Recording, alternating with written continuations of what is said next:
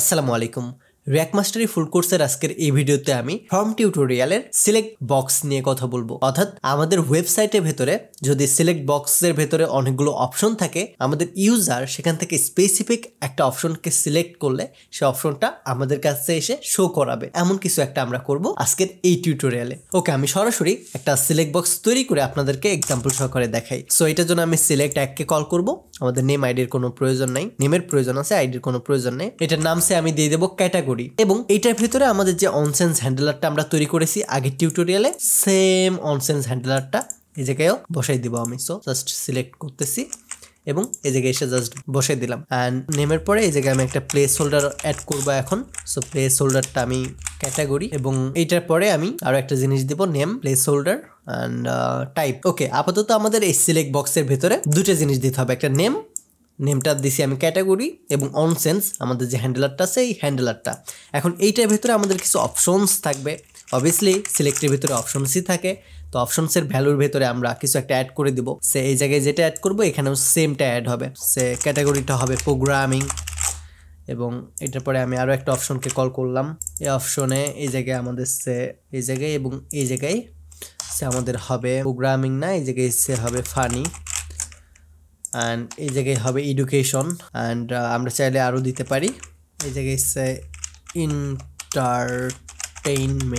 ওকে, এই জায়গায় আমি এন্টারটেইনমেন্ট দিয়ে দিলাম। সো আপাতত আমাদের 4টা চ্যানেলের ক্যাটাগরি আমরা সিলেক্ট করলাম। এখন যদি আমরা আমাদের ব্রাউজারে যাই তাহলে দেখতে পাবো আমাদের এই সিলেক্ট বক্সটা চলে আসছে এবং এটার ভিতরে অনেকগুলো অপশনস আছে। সো আমাদের সিলেক্ট বক্সটা অনেক বাজে দেখাচ্ছে, তো এটাকে একটু স্টাইল করতে হবে। কিভাবে স্টাইল করতে পারবো? বুটস্ট্র্যাপ ব্যবহার করে আমরা কি করব, ক্লাস নেমকে কল করব, দেন এই জায়গায় জাস্ট বলে দিব from hyphen control, that's it. এটা করার পরে যদি আমি রিফ্রেশ করি দেখতে পাবেন খুব সুন্দরভাবে আমাদের সিলেক্ট বক্সটা দেখাচ্ছে, এবং এই সিলেক্ট বক্সের উপরে আমি সিলেক্টেড নামে একটা অপশন তৈরি করে দিই, সিলেক্ট। ওকে, তাহলে আমাদের এই জায়গায় দেখাবে সিলেক্ট, দেন এটার পরে আমাদের প্রোগ্রামিং, ফানি, এডুকেশন, এন্টারটেইনমেন্ট এই জিনিসগুলো দেখাবে। তো এখন এটা প্রফেশনালি দেখাচ্ছে, তাই না? তো এটাকে এখন আমাদের অনেকটা প্রফেশনাল লাগতেছে। সো এখন যখন আমরা এটাকে সিলেক্ট করব, দেখেন এডুকেশন আমাদের ক্যাটাগরিটা সিলেক্ট হচ্ছে, যখন আমি এন্টারটেইনমেন্ট দেবো ক্যাটাগরিটা সিলেক্ট হচ্ছে। অথবা আমরা এই জায়গায় যদি ভ্যালুটা দিয়ে দিতাম তাহলে আমাদের সেই ক্যাটাগরির যে নামটা আছে ওইটা সিলেক্ট হয়ে দেখাইতো। আমার ধরেন প্রোগ্রামিং, এখানে আমি ফানি দিব, ফানি। এই জায়গায় আমি এডুকেশন দিব, এডুকেশন। এই জায়গায় আমি এন্টারটেইনমেন্ট দিব, এন্টারটেইনমেন্ট। অর্থাৎ যেই অপশনটা আমি এখন সিলেক্ট করব সেই অপশনটা এই কনসোলে এসে আমাদের শো করবে। কতটা ইজি না? আমরা সেম ফ্রম হ্যান্ডেলার দিয়ে কিন্তু আমরা আমাদের ইনপুট ফিল্ডটাকেও আমরা আমাদের কনসোলে গিয়ে বা আমরা যেখানেই দেখতে চাই সেখানেই দেখতে পাবো, এবং আমরা চাইলে সিলেক্ট বক্সকেও সেম ইভেন্ট হ্যান্ডেলার দিয়ে আমরা আমাদের সিলেক্টের কাজটাও করতে পারবো। তো আমাদের ফর্মের